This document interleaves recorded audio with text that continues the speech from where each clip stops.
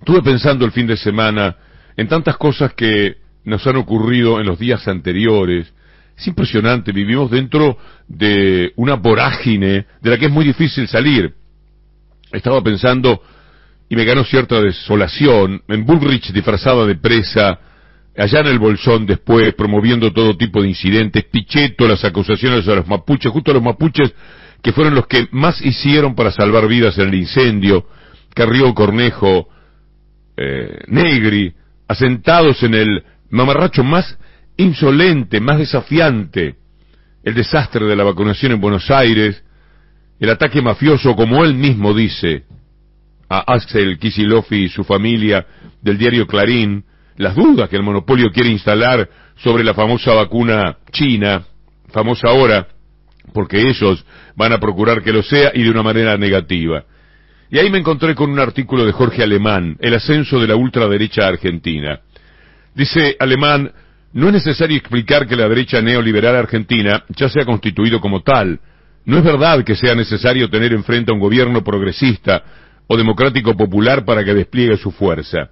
Ni siquiera un gobierno eventualmente inhibido en sus posibilidades. Son representantes políticos de un poder fuera del gobierno que ya ha decidido que es la misma democracia la que debe ser destruida. El Grupo RAN son terroristas.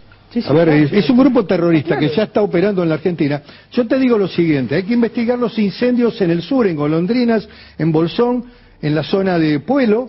Son incendios intencionales. Esta gente hace 2 años hizo una declaración, los mapuches, estos grupos... Porque la democracia siempre puede deparar alguna sorpresa. A ellos, un movimiento imprevisto que afecte a los intereses de un poder que en tiempos del neoliberalismo desea ser ilimitado y lo consigue, reproducirse sin obstáculos. Bueno, atrás de la rama hay una organización inglesa que es la principal aportante de RAM. ¿Una organización inglesa financia al RAM? Sí. En el proyecto de ese poder ya está programado que los gobiernos democrático-populares sean solo un mero paréntesis, un interregno reparador, hasta que la derecha neoliberal retorne, y ni siquiera la feroz pandemia, dice Jorge Alemán, ha apaciguado el deseo del poder de perseverar en su ser. El AUH, después la discutimos, la podemos sostener, incluso habría que incentivar que no tengan tantos hijos. ¿Quiénes? Dársela a aquellos que tienen 2, o más de, no más de 2. Pero, porque si no tienen un montón. Pero no, y pero lo único que por hace eso es ya nunca más habrá oposición, ni pactos de Estado frente a las urgencias de la nación, ni ninguna dialéctica posible entre adversarios.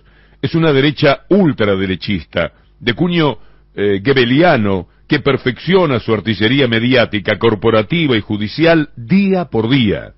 El problema de la Argentina sigue estando donde está el punto neurálgico de los problemas argentinos, es el lado oscuro de la Argentina, que es el cono urbano bonaerense, en donde cuenta con un dato histórico clave: la progresiva disolación de los llamados intereses objetivos por parte de los sectores populares que ya se mueven subjetiva y políticamente por identificaciones que, por confusos que sean, los reafirman, y luego la lenta extinción de la denominada batalla por el sentido.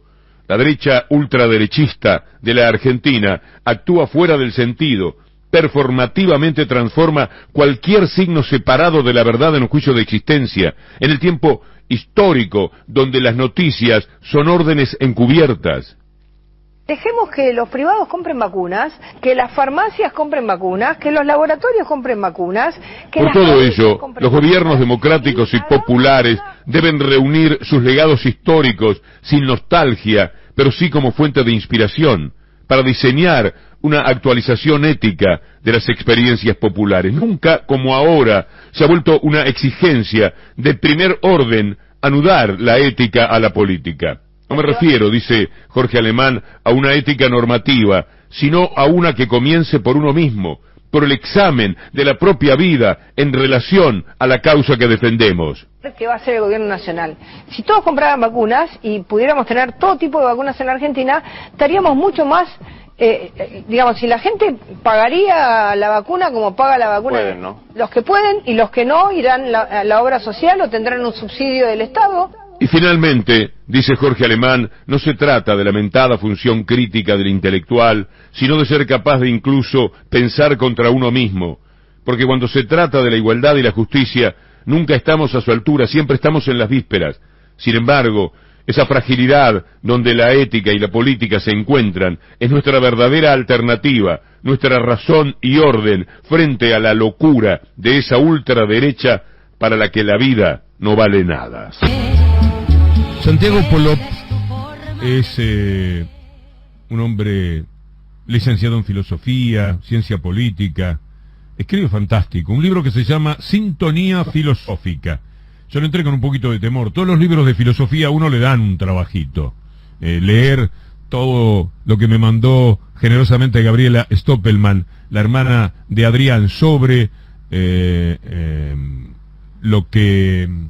ahora no me salía la palabra, me sale Epicurio, que es lo contrario, los estoicos.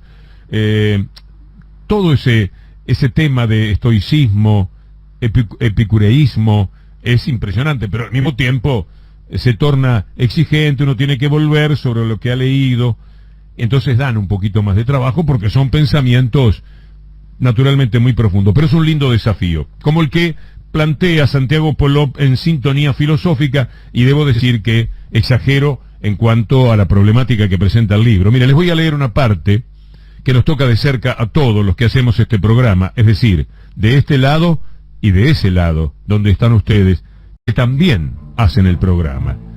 El neoliberalismo, esa extraordinaria ideología que gobierna el mundo, extraordinaria en el sentido de sus capacidades y de la disposición que hace de los sujetos y cómo deben relacionarse, es un sistema de ideas que conecta nuestra subjetividad a sus fines sin mostrar los hilos. Es un orden sin rostro ni cuerpo, y de allí muchas veces la dificultad en hacerlo notar, pero que sin embargo da forma a las relaciones entre sujetos, entre los sujetos y los objetos, siguiendo una única lógica, la administración empresaria del mundo. Desde allí, y con la idea de que tanto sujetos como objetos son mejores si se administra el mejor, el mundo se construye con la idea de que somos unidades de valor de cambio y nada más.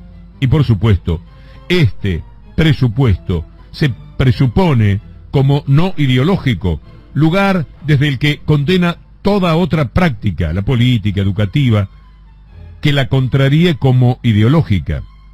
A lo que no está dispuesta esta lógica es a relevar que sus supuestos también son ideológicos, porque deciden mundo según una idea de qué son y qué deben hacer sujetos y objetos en él. Ideología no es una mala palabra, es un lugar inevitable, construido como negativo por aquellos que o creen no estar alcanzados por un sistema de ideas, o por aquellos que no quieren revelar qué sistema de ideas atraviesa su representación del mundo, de los sujetos, de los objetos, de las relaciones entre ambos y de los modos históricos en que se han construido esas representaciones. Hay que sospechar mucho del sujeto, que se presente como sin ideología. O no es consciente, o si lo es, y pretende que nosotros no lo seamos. Y sigue con ese tema de la ideología escondida, escamoteada. Ellos no son ideológicos, ellos quieren un determinado mundo, pero no desde la ideología. La ideología, que es algo que ven construido por todo un proceso de culturización, de aprendizaje, de lecturas, de escuchar a quienes saben y demás, todo eso a ellos les parece que está mal. La ideología, ni hablemos si la ideología es populismo, para ellos es mala palabra. Sin embargo, ellos trabajan profundamente con lo ideológico, solo que mucho más arriba, en la superficie de la banalidad, en la superficie de las consignas simples, para que la gente las pueda repetir. Que Mendiguren habla de la deuda del Fondo Monetario Internacional, y al mismo tiempo recordé que tenía algo del amigo Almenara, que recuerda que el Instituto Sampaio, el doctor Barcesat y otros, denunciaba en 2016, el 15 de marzo, a Macri por traición a la patria al pagar ilegítimamente a los buitres. Después hay un video, No volvamos al fondo, de artistas destacados que reclamaban contra el endeudamiento. Ese tipo de campañas que sería bueno recordar ahora, cuando estamos a poco todavía de haberle pagado a los fondos buitres, para mostrar que las campañas siempre ocurrieron, esa que intentaba Kicillof y a la que se salió al cruce ese bochorno de personaje que es Beatriz Arlo, un bochorno sin ninguna duda, una persona que miente tan feo, tan aviesamente, para además quedar como una crack, quedar como una mujer con enormes principios, la vacuna por abajo de la mesa, ni muerta. Prefiero morirme con el COVID. ¡Qué mujer maravillosa! La gente que lo estaba mirando, sobre todo la gente del palo, sería así. La realidad es que ella no quiso entrar a la campaña porque ella tiene pertenencia con la derecha horrenda, la ultraderecha de la Argentina hoy día. Puede negar si quiere. Pero ¿para quién trabaja? Para Mitre. ¿O trabajó? ¿A quién acompaña en todo? Lo Mañeto de la vida. En cada una de sus presentaciones. Entonces ella dijo, yo en la campaña...